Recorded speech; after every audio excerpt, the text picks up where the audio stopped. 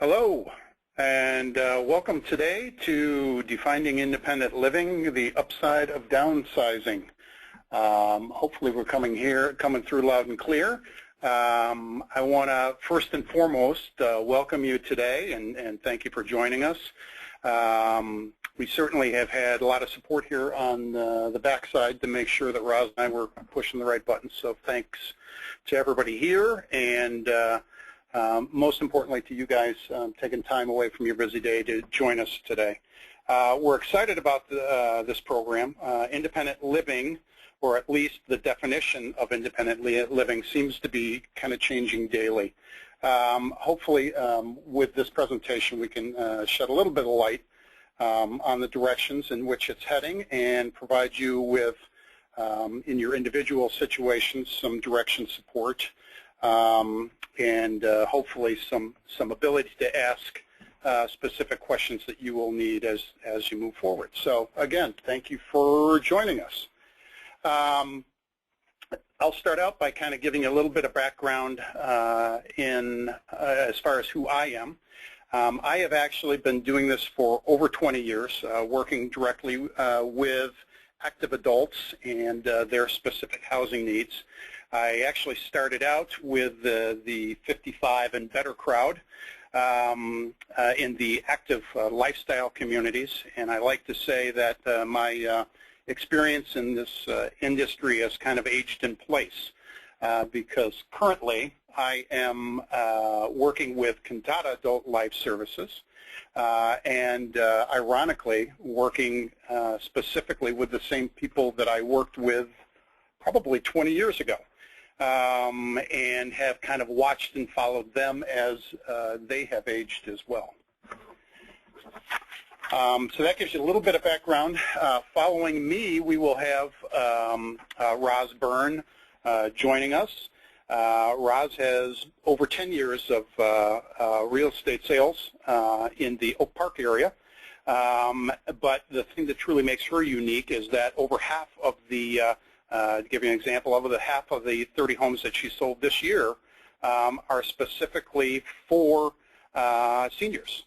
And I have to say that in all of the experience that I've had in this business, the thing that truly makes Roz unique is that the name Seniors Real Estate Specialist isn't a marketing phrase. It's something that she lives and works through each and every day, and I can truly tell you I have not run into anybody that puts the time, energy, and emphasis on making sure that her particular market, in this particular case the seniors, are taken care of. So following my presentation, we will kick it over to Roz. The goals of this webinar today are going to, first and foremost, to define what independence looks like as an individual ages. So as we're out there, we're going to probably be talking, I'm assuming we have people not only from our professional side of the business, but also people looking for themselves and possibly even children of people looking for their loved ones. So hopefully we can define that a little bit. We're going to address the need to plan for independence, cover when to plan and what to plan for, address probably the biggest challenge, that, especially in this economic environment, which is the upside of downsizing, what you can do now to prepare a senior's home for future sale, what you don't need to do, and address the current real estate market and what it's like for older homes and the older homes that they are selling. So kind of in summary of that is our goal will be this as a starting point to get you guys thinking and hopefully open up the avenues so that as you have questions, as you're researching and as you're looking forward down the road, that you now have hopefully two contacts with Roz and myself that you can call and say, this is what we're thinking. Are we on track here? Recently there was an AARP study, and the study said that 9 out of 10 people want to age in their homes. I don't think anybody disputes those results. I think the flaw with the study is that they're asking people about what they want to do when they age before they're actually in a position where they're dealing with the realities of aging. So our experience tells us that this is a great plan A. Certainly plan and situate yourself where if you want to age in place, you have the ability to do that. But it also makes sense to put together kind of a plan B that's going to take the realities of aging into place.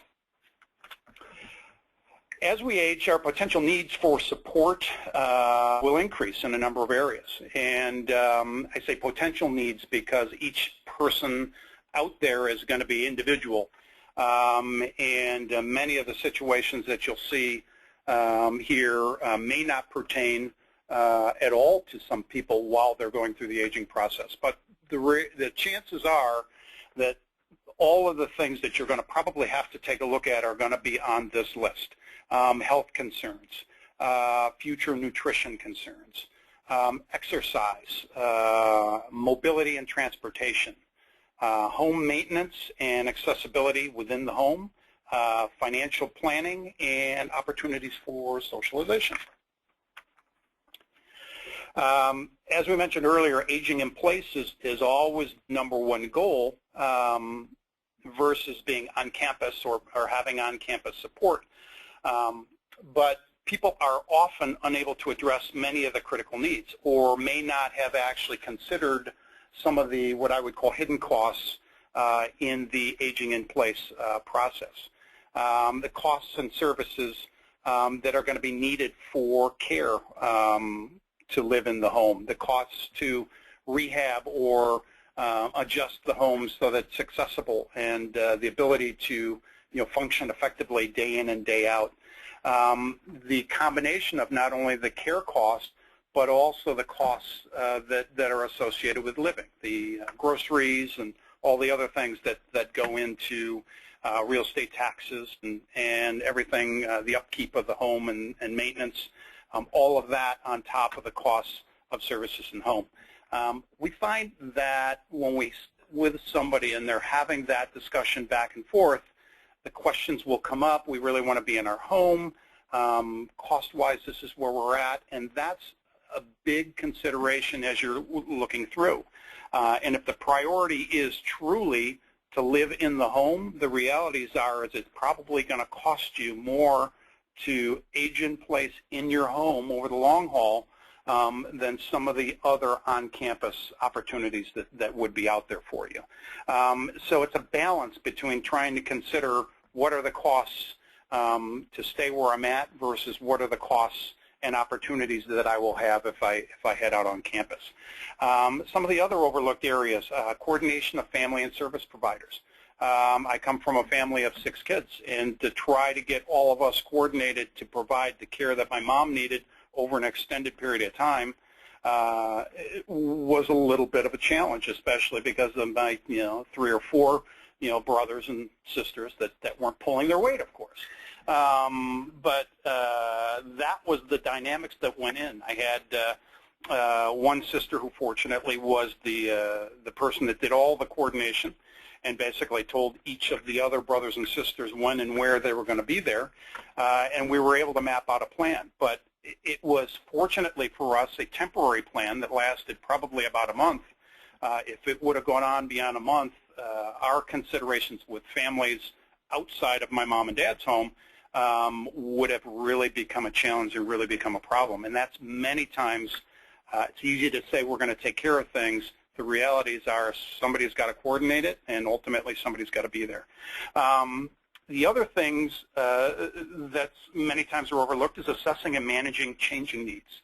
The one thing that I see on a regular basis with care plans is that they need to be managed and assessed on a fairly regular basis. What is the norm today in 1 month, 2 months, 6 months may be completely different. The ability to maneuver or to handle obstacles with the home may be easy to handle today, but farther down the road may become quite an obstacle and maybe a reason why you would need to rehab certain areas or make them accessible in the future. And having somebody there that can actually assess what's truly going on with a loved one so that you can proactively make those needs and ensure that it's a safe environment moving forward. The last thing is training needed for specific care. At some point in time, the level of care may push past the training or the knowledge level of the person that is trying to be the caregiver in the home. So trying to keep up with the changing needs and being able to provide the care necessary is a big consideration as well. The dictionary defines independent living as not depending on contingent upon something else for existence operation, not relying on others for aid or support. That's the dictionary definition. Counterintuitively to that, the truth about aging, the definition of aging independently to me is the more you proactively plan for support, the more independent you will truly be. Truly living independently is going to give you the ability to customize a plan specifically for your goals, to plan for tomorrow so you can live for today, avoid having to ask family and friends to make decisions for you in the future, and proactively tackling the 800-pound gorilla in the corner of the room, and that is that we are all aging each and every day. You can ostrich it, you can celebrate it, but the reality is you're not going to avoid it. So the more you plan for it, the better you're going to be. This illustration gives you what we call kind of the teeter-totter of care and independence. And you can see the kind of the tipping point is going to be a life event. If you stay to the left of that life event, you're going to have the ability to kind of plan, design, and put together programs that are going to allow you to make choices and live the way you'd like to live moving forward. Should you not make the plans or not create the decisions that you'd like to see come into play when a life event ultimately happens? And when I'm talking about a life event, I'm talking about something that affects either your health, your cognition, your ability to function day in and day out. And that decision now leans over into a need-driven program. You move from an independent decision on your side to an assisted living or a family decision on the other side. The decision needs to be made because you need to be safe in where you're going to be living. So the key to the teeter is to stay on the life choice-driven, make the plans you need so that you can effectively, when necessary, have things in place. When to start planning? Now. Sit with a financial planner. Sit with your family. Sit with a care manager. Care managers are people that basically can oversee and understand kind of the process as a whole and put a plan in place. And specifically set up times where you can reassess those plans, because as you go through, and as I mentioned earlier, what looks effective today may change in a month, may change in 6 months. So plan for that and be able to put yourself in a position where you can make those smart, well-thought-out decisions without the outside pressures of timing and having to make that time quickly. So just quickly in summary, you need to plan for health, you need to plan for your nutrition, exercise, the exercise portion of it, the mobility portion of it, the home maintenance portion of it, the financial portion of it, and the opportunities for socialization. The first two are real obvious, and people, I think, zero in on that. The last ones are probably actually more important in many cases than the top two. If you're healthy, but you can't get outside your home and you're not having the ability to talk or work or get around to see friends and family, your opportunities for socialization drops off dramatically. And actually studies have shown that without that opportunities for socialization, your life expectancy actually drops considerably. So incorporating all of these are what's going to be important to actually putting together a great plan and a great program to move forward. So that gives you kind of an introduction of what you should be planning for, or at least some of the things that may be important considerations. The biggest thing I think that we hear with people going through this process or trying to make these decisions usually kind of circles back around the existing home that they're in, especially if they're making a decision to move off and away from the family home that they may have been in, that they may have outgrown with their particular care plans or care needs. How can I sell my house? How do I get rid of all my stuff? This is overwhelming. What do I do first? I had the fortunate chance to hear Roz talk about the upside of downsizing and listen to her as she kind of put it in perspective specifically for seniors.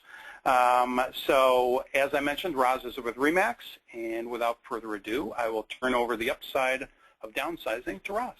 Thank you so much, Dan, and thanks for having me here at Cantata to talk to retirees, their family, about this issue, because you have a very good point about, you know, you want to stay on the side of taking care of this in your own time and doing it with grace, or do you want to wait until there's an event that throws it into crisis mode and then you're trying to figure this all out?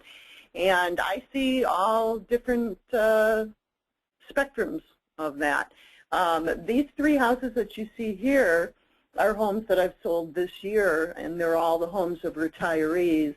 And the one on the left was a house in Oak Park that had been in the same family for 58 years.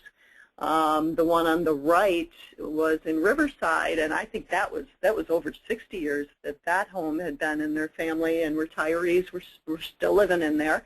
And then the one in the middle was one where it had, you know, gone past crisis point, and the retiree was already in a skilled care facility, and I was dealing with relatives to sell that one. But all three of those homes had lots of property and stuff inside them, because as we all know, even if you just bought a house last year, it just seems like clutter grows like weeds in the darn things. And so there are wonderful resources that I can provide to have people help with those issues. But you can absolutely get a home sold in this market. Sometimes retirees come and speak to you at Cantata and say, hey, would love to move in here, but we can't sell our home. And then you ask them, oh, well, is your house currently on the market? Well, no. And they just think that because the market's been bad for a number of years and they watch TV or read the paper that it's just impossible to do. And I'm the person here to tell you, yes, absolutely, positively, you can sell your home. There's an absolute market for these. I sell 30 homes a year, and over half of them are the homes of retirees. And it's been a good year this year for home sales. So it's absolutely positively possible to do as long as you prepare it right, price it right, and promote it right, market it. Any home will sell. Taking a look at some of the people that I've done that for, they're not smiling just because I was given them ice cream at my annual client party. Truly, I find, and I'm sure you do too, Dan, that once people move from the old family home, and the things that motivate them to do that are, you know, the maintenance is getting to be too much because, you know, these houses require continual, taking care of the problems that happen with them. Taxes are a huge issue in this near west suburban area, and health issues. You know, if you're not able to get around as much as you used to be able to, or, you know, you're in declining health, you know, that was the motivation for all three of these couples that you're looking at. And you almost universally see once they get to a retirement community or out of that big house, they are happy. And they're all saying, why didn't I do this before? The only time where it's not as happy a scenario is when it has hit the crisis point and then somebody's going straight into, where they need a lot of care real quick, and they haven't had the opportunity to build a socialization in the community. If you get into a retirement community, and make friends and have a big support structure, then if your health starts failing, you're already there, you already got it going on. So what you can do now as you're kind of in the mode of planning for an eventual move is declutter, stage, and pack for where you're headed. And decluttering is difficult. It's just a really difficult thing to get started with. So, I'm only almost 52 years old, and I hire professional help. And that is what I recommend that retirees and their families do. Sometimes there are folks that have a lot of adult children that are local and are able to come help and do it on their own, but more often than not, they're leaning into this. This is a big investment that you're going to see a return on, and the cost of hiring someone to come help you declutter is minimal. And boy, do they kick it into gear when they show up. It is just a beautiful thing. When you have somebody there and you're paying them, you really get serious about what are you going to keep, what are you going to throw away, what are you going to donate. And when they leave, they take the stuff you don't want with them, and there is a visible hole in the room, and it starts feeling good not to be surrounded by all that stuff.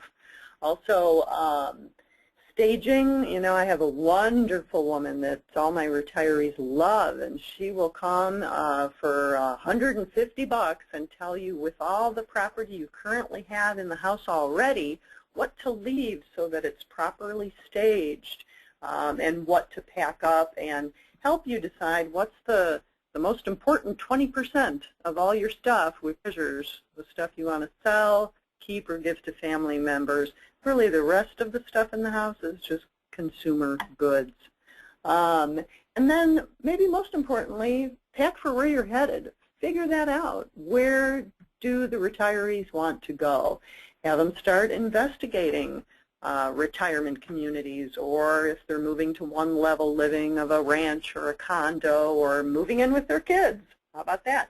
Have them figure out where it is that they're going to go. And if you put your emphasis on that, it really is the positive direction to move into, and then, all the unwinding of where you're at will take care of itself. But people kind of get stuck in where they're at, and if they're not looking forward, then they're not moving forward, if that makes some sense. Here's an idea of what not to do when you're in the process of this. Don't remove all the furniture. Sometimes people call me and say, hey, we're ready to sell that longtime family house. We took everything out of there. I'm like, darn it. I wish I would have gotten a hold of you sooner. Because you can see on this slide, if you look on the left, if that's all you saw and that's all you knew about that bedroom, it's not really a very warm, fuzzy picture.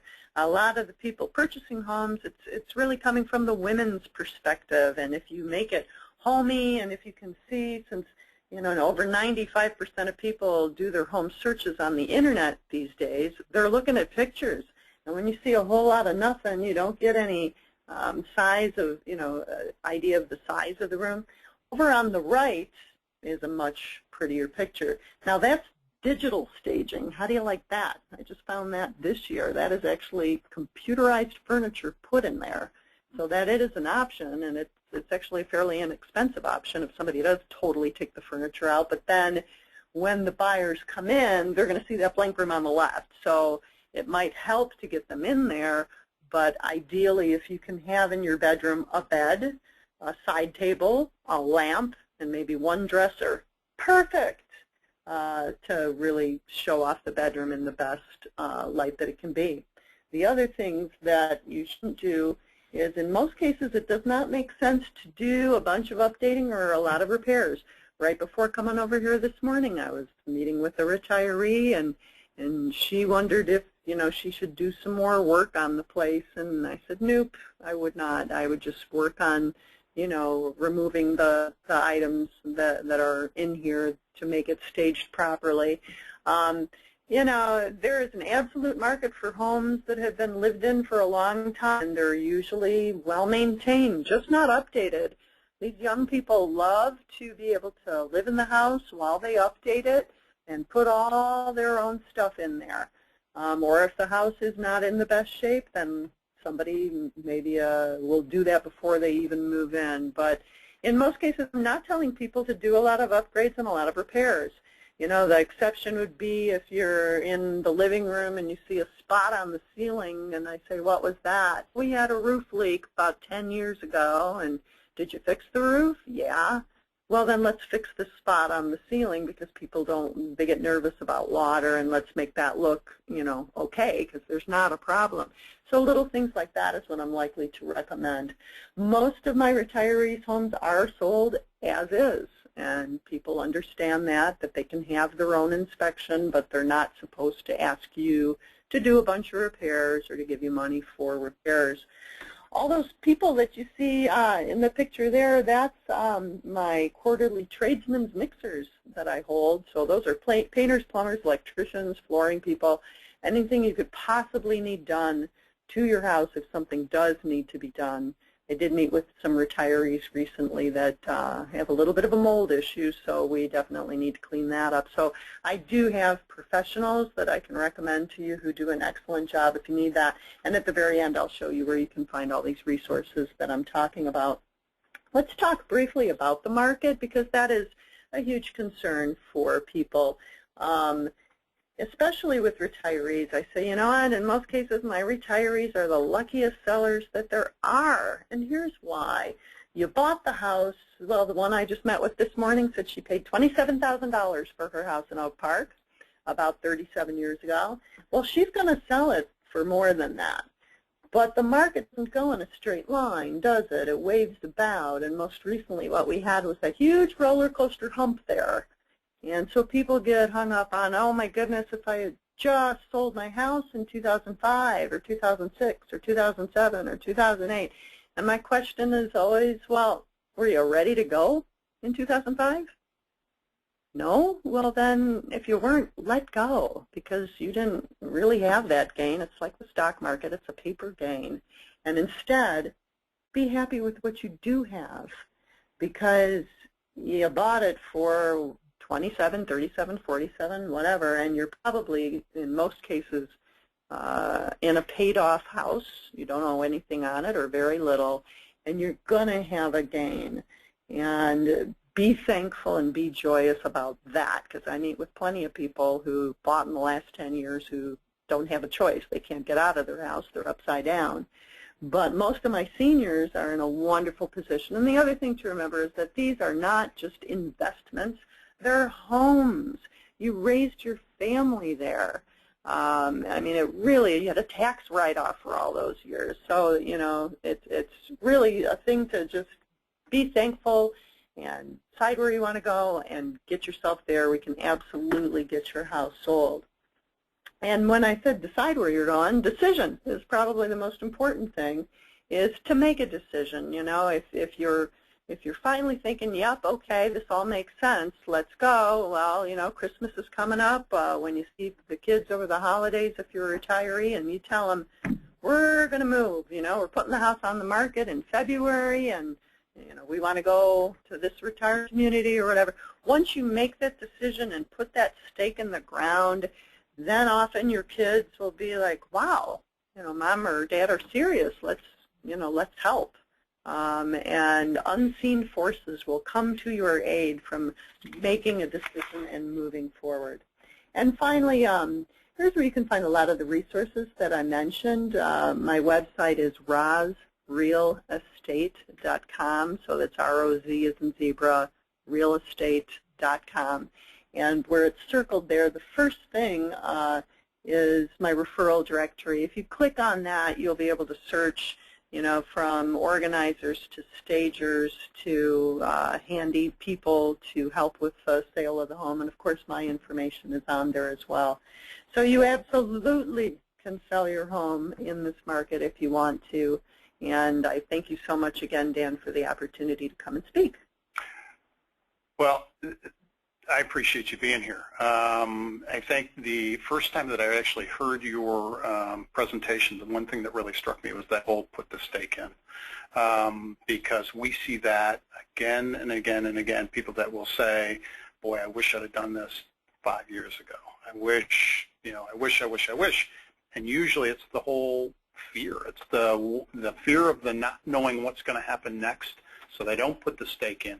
And the kids don't take them serious, and you don't see that movement. So that's huge. And I see the opposite side of it that you probably never see, which is what happens when it turns into crisis, and then the house sits there, and the adult kids are busy, and they don't want to face it, and there's too many memories. And I've seen houses sit vacant or with a bunch of stuff in them for 2 years and deteriorate while the market's deteriorating, and it's like, if it could have all been planned and done while everything was still pretty copacetic, it's a more graceful way to go through the whole process instead of waiting for a crisis. So I totally agree. All right. Well, why don't we open it up to some questions that you would have out there, and you can direct them either at myself or Roz, and we'll see what we can do for you.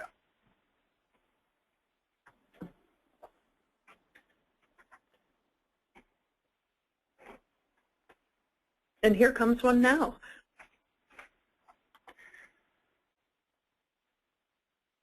All right, this one actually is going to be for you, Roz.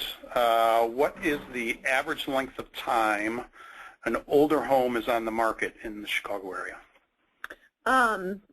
That's kind of a broad question. It's a good one. Thank you. It depends on the area. Some areas have been harder hit than others. It depends on the home. But for my own experience, most of my retirees' homes are sold within about 4 or 5 months. And ideally, again, in a perfect world, if you could put a house on the market in February, right after the Super Bowl, then you have all of spring and all of summer to get it done before the chilly wind of fall and December comes in. So again, if you have the luxury of planning this and doing it in your own time, then that's ideally what I would recommend. Of course, if the house is already vacant and you're paying taxes on it and you don't want it sitting there empty over the winter, well, then we'll deal with that and sell it in the off-season. I hope that answers that question. It really is a bit dependent on the home. Sometimes people call and say, yeah, well, I'm about to put my house on the market. Should I paint the bathroom?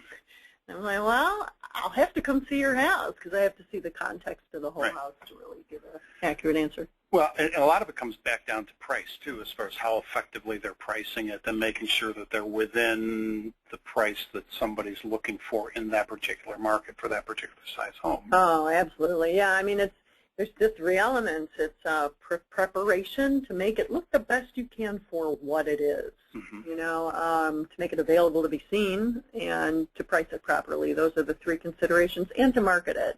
If you do all of that with any retiree's home, it will sell. Right. Great. Second question. My parent is very overwhelmed by the notion of a move. What is the best first step I can take with my parent? And I can probably field this one. I think the best first step is to effectively start a line of communication. And start talking about, in many cases, I would call it the good, the bad, and the ugly.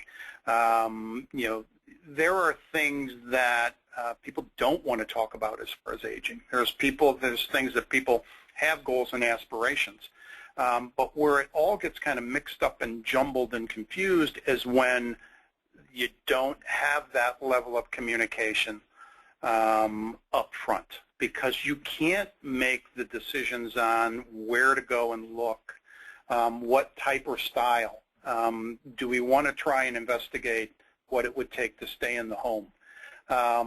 So the first step, kind of deciding, or at least trying to at least determine what's the initial goal of what I want to do. What do I want to accomplish, as I start to age? Because the planning then will follow that. The second thing is sample, try, go out, talk to people. Coming in and actually, having a brunch, for example, at our community, doesn't put you in a position where you're committed to anything, but it does give you the opportunity to see the actual facilities. It gives you the opportunity to talk to people that actually live here. It gives you the opportunity to really kind of sample the lifestyle to a degree. One of the things we've kind of done above and beyond that is actually provided people with the opportunity to stay for extended periods of time. We've got some independent living apartments that are set up when family comes to visit, and we've allowed people to stay in those and go through and enjoy things like the fitness and the life enrichment and the transportation and the social, all of that for about a week or so that they can kind of experience and see it firsthand. But again, it all comes back to kind of opening the lines of communication.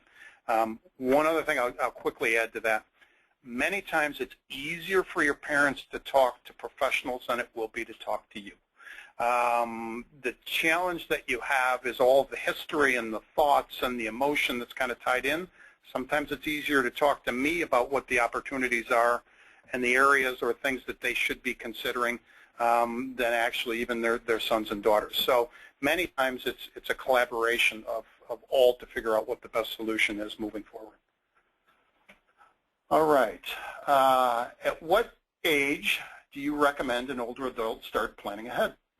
I recommend that earlier, probably by the time you're starting to even get into your retirement plans and what you're doing at work from the financial standpoint.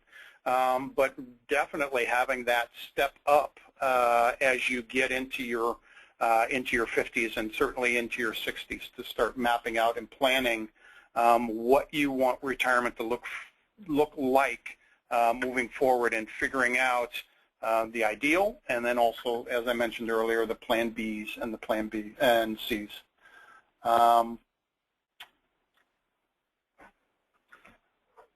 Okay.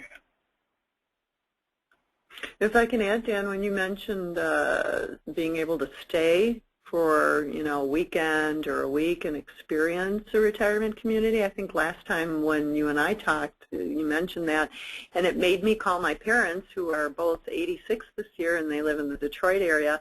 They used to travel a lot, and they haven't been able to because of health considerations, but I suggested to them, hey, make it like a vacation. Pack a bag and go try the different retirement communities in the area, catch the vibe, be there, eat, meet the people, so that when the time comes, they're 86, when's that time? It can't be too far away, right?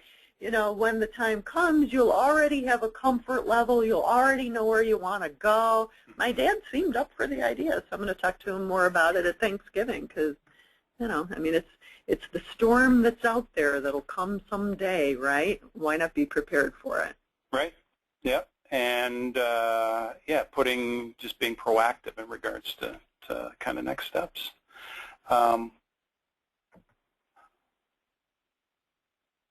Next question is, what kind of living options does Cantata offer?